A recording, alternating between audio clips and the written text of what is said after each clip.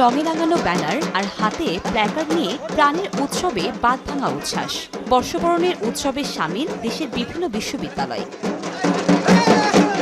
আনন্দ শোভাযাত্রায় ঠাঁই পায় গ্রাম বাংলার লোকজ সংস্কৃতি, মাটির সরা, মুখোশ, জাতীয় মাছ ইলিশ সহ নানা মোটিভ। ঢাকঢোল ও বাদ্যযন্ত্রের তালে তালে নেচে গিয়ে আনন্দ উল্লাসে মেতে ওঠেন শিক্ষক শিক্ষার্থীরা। গ্রাম বাংলার ঐতিহ্যের সাথে একদম মিশে গেছে।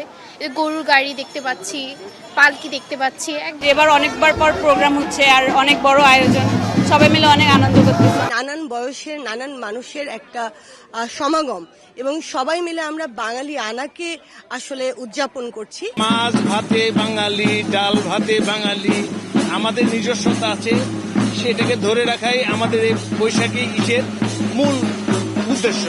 বিশ্ববিদ্যালয়ের শিক্ষক শিক্ষার্থীরাই নয়, ক্যাম্পাসে যারা ঘুরতে এসেছেন তারাও অংশ নেন এই উৎসব আয়োজনে। এছাড়া বাহারি খাবার ও মেলা উৎসবকে করেছে পরিপূর্ণ। স্টল দেওয়া, তারপর ডেকোরেশন, সবকিছুতে মজা, সবই ভালো। আমাদের ভার্সিটিতে কালচারাল প্রোগ্রাম হবে, মেলা হচ্ছে, জাঁকজমক ফুল, বাহারি রকমের ফুল, বাহারি রকমের বেলুন উড়ে যাচ্ছে। মনে হচ্ছে এটা যেন আমাকে নতুন করে চিনাচ্ছে।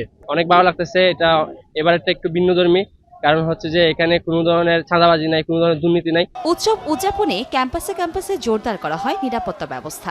আমাদের নিয়মিত পুলিশের পাশাপাশি আমরা অতিরিক্ত পুলিশ মোতায়েন করেছি। আমাদের স্পেশাল টিম আছে এবং ট্রাফিক ব্যবস্থাপনা, বিশেষ করে পদ্মা পার্ক সহ বিনোদন কেন্দ্রগুলোতে যাতে লোকজন নির্বিঘ্নে চলাচল করতে পারে সেজন্য আমরা পর্যাপ্ত ব্যবস্থা নিয়েছি। বিগত দিনের সকল গ্লানি মুছে ভালো থাকুক আগামীর বাংলাদেশ, এমনই প্রত্যাশা সবার কণ্ঠে। কনক আজাদ, সময় সংবাদ।